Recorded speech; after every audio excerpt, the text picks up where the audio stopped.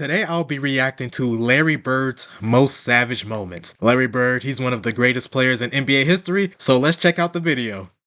A part of the reason why Larry Bird was called legend was his brilliance as a basketball player, and the other part were his legendary and vicious trash-talking skills. Bird was a killer on the court. He had a foul mouth, and he wasn't afraid of anybody. This explosive combination gave birth to some of the most ruthless trash-talking stories in NBA history. So here are the 10 best Larry Bird savage moments. 1988 Three-Point Shooting Contest.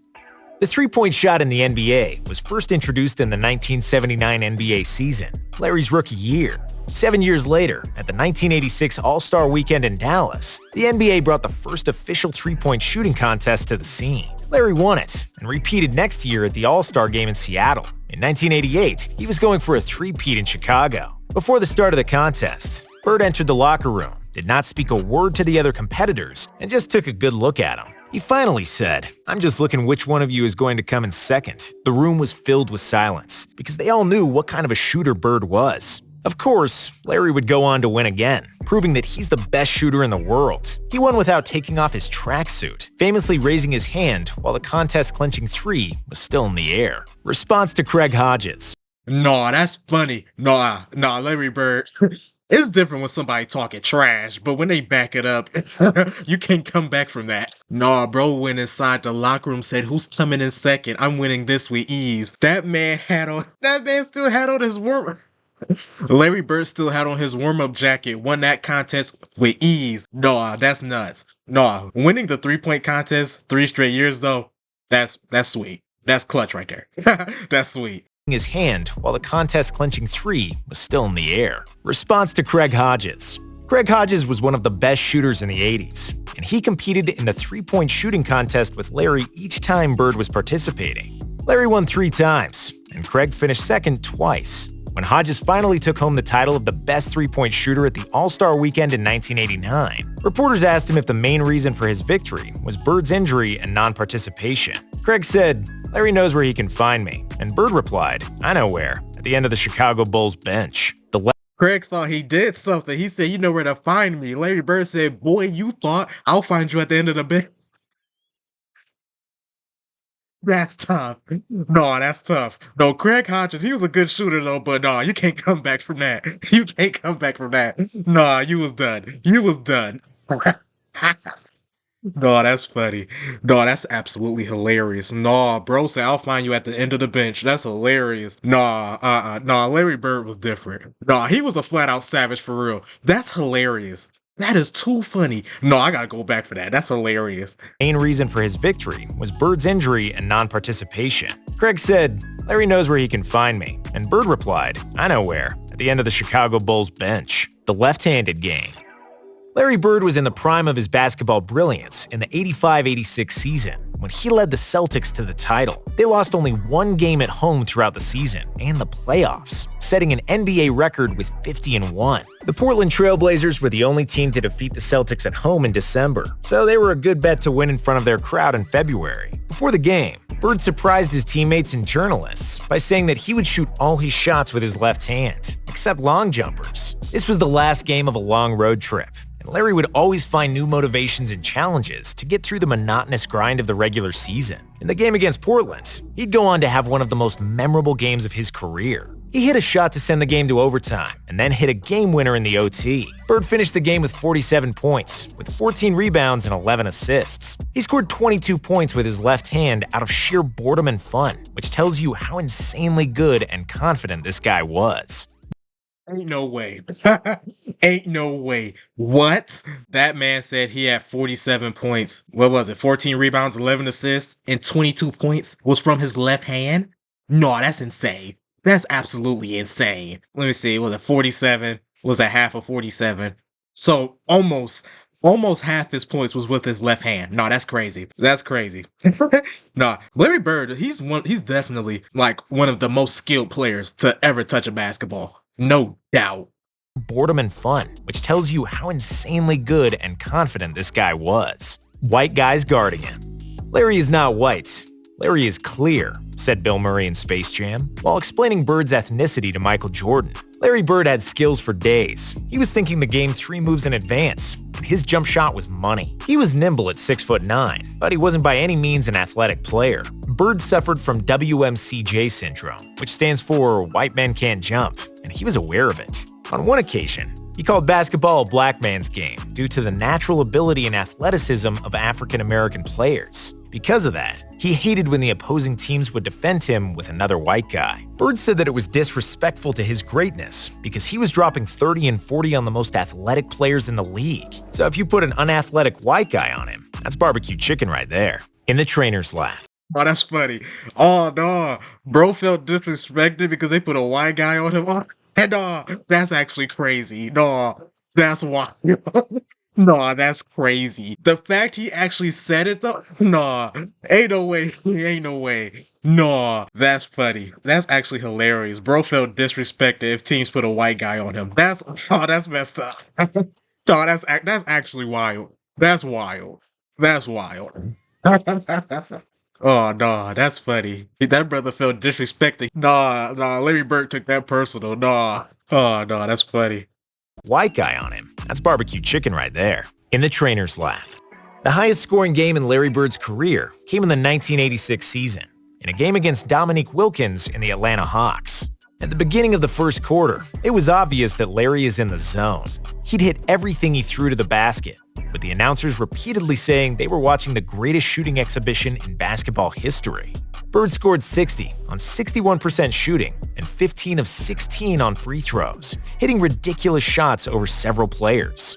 During the game, he suddenly said, "in the trainer's lap," to Hawks players, which meant he would try to make a 3 from the corner near the opposing bench. He got the ball, made the shot, and one Hawks player who tried to guard him tripped over and fell exactly into the trainer's lap, just like Bird predicted. The Hawks bench was so amazed that they were laughing and high-fiving each other, totally perplexed by Bird's brilliance. After that, they were fined by their coach Mike Fratello for cheering on the opposing player, tormenting Dennis Rodman.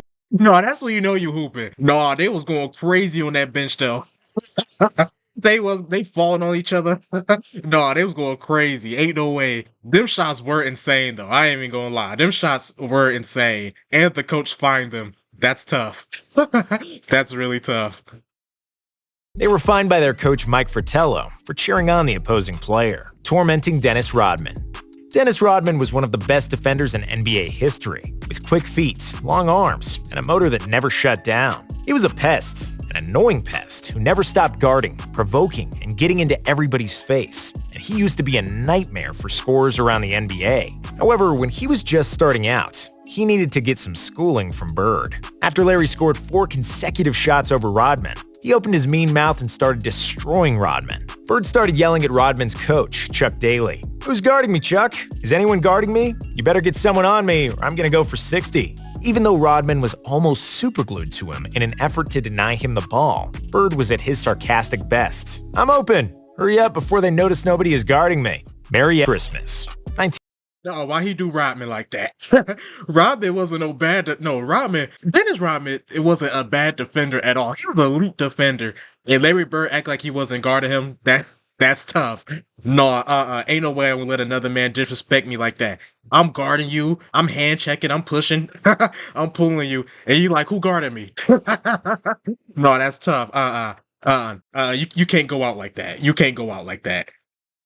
"I'm open. Hurry up before they notice nobody is guarding me. Merry Christmas." 1990. Larry Bird loved to play against the Indiana Pacers, where he was always greeted as a king.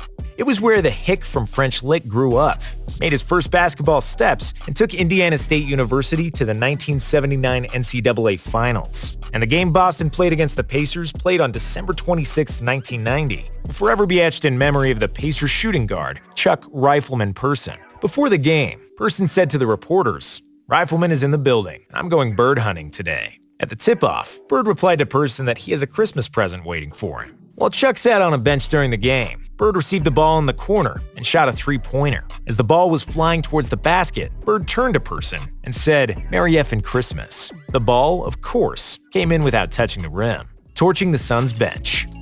The best teams Also, Larry Bird pulled a Stephen Curry on. The ball go up in the air, he go turn around and talk to bro. Yeah, that's tough. That's tough. I'm sorry. When I see Stephen Curry do that, I get so mad when he do that because I respect it at the same time. I love trash talk. When I play basketball, I trash talk all the time. But just like some high level disrespect. Ain't no way bro shoot a shot.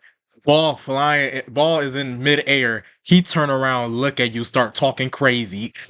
Did the ball swish? No, that's tough. Stephen Curry's celebrations be crazy. Curry will shoot the ball. The ball is midair.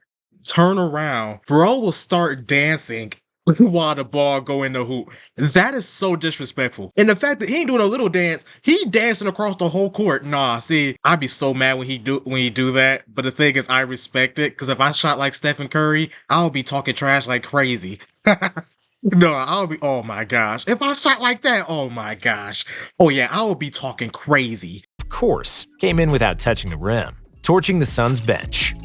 The best teams in the NBA often coast through the regular season and can lose their edge and focus when playing against mediocre opponents. In one game against the Phoenix Suns, the Celtics lost a double-digit lead and were trailing by 2 in the final seconds. The Celtics had the possession, and they could tie the game and go to overtime, or win it with a 3. Larry knew his Celtics shouldn't be losing a game to the Suns, and he wanted to play no overtime. So he went to the Suns bench and told all the players and coaches what was about to happen. Yeah, I'm going to bust a 3 on you guys and just go home. I'm tired of this. Unsurprisingly, he lived up to his word. As the ball was still in the air, he turned towards the Phoenix bench and yelled, "Told you so," as the ball was going through the net, calling his shot against Xavier McDaniel.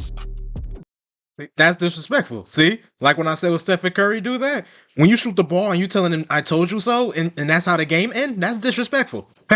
See? I respect it though. Nah, ain't no way. See, they gotta be getting him back because ain't no way somebody gonna be disrespecting me like that. Ain't no way. I gotta get you back or something. Like, nah, play me 1-on-1 or something. Ain't no way. Ain't no way. That's funny. That's hilarious. The ball was going through the net, calling his shot against Xavier McDaniel. Xavier McDaniel was one of the most notorious NBA players in the 80s. And on the courts, he liked to get physical, like Olivia Newton-John. Oh my goodness. When he was playing for the Sonics and the Knicks, nobody was really messing with X-Man.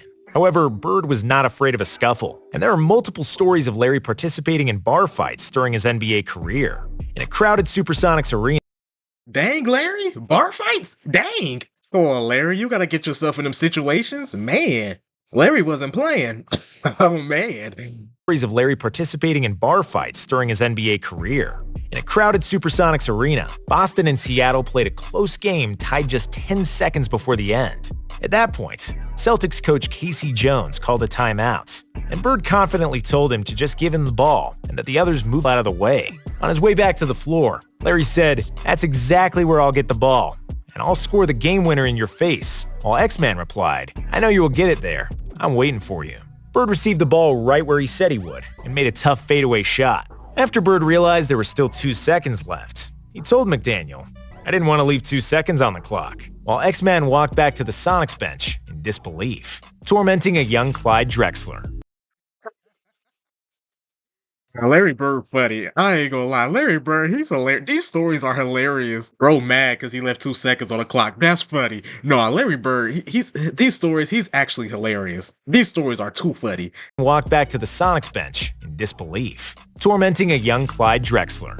Before Clyde Drexler came into the NBA, he was one of the best players in college basketball, forming the famous Phi Slamma Jamma with Hakeem Olajuwon at the University of Houston. Drexler was selected by the Blazers with the 14th pick in the 1983 NBA draft, and even as a rookie, he was already one of the most athletic guys at his position. However, Bird wasn't impressed. When Drexler subbed in the game against the Celtics, he started guarding Bird. Larry smiled at him and mockingly said, "You can't stop me. You're a rookie. You don't know anything." He would proceed to hit jump shot after jump shot over Drexler before the Blazers coach had mercy on him and subbed him out, while Bird was laughing at Clyde on the way to the bench. Why Bird do Clyde like that? Clyde Drexler was nice. Why he do him like that though as a rookie? He wasn't ready. Why Bird do him like that? That ain't right. That ain't right. Watching this video, Larry Bird was for sure a savage. He was actually very funny. Larry Bird was hilarious. These stories was too funny. I'm sorry. My favorite story was probably close to the beginning of the video. That Craig Hodges one still was my favorite one. That was by far the funniest. That one hit worse. That man won the 3-point contest. He said, Larry know where to find me. He said, I'll find you at the end of the Chicago Bulls bench. That's tough. That's my favorite story. That's my favorite story. Hey, so drop down in the comments below y'all thoughts about the video. What's y'all favorite moment or savage moment from Larry Bird? If he have any other like stories, you could put those in the comments below. Just tell me like your favorite moment about Larry Bird, trash talk moments, just anything. So yeah, like I said, put your thoughts in the comments below. I'm curious to see what y'all think, and I hope everyone have a blessed day. I'm out.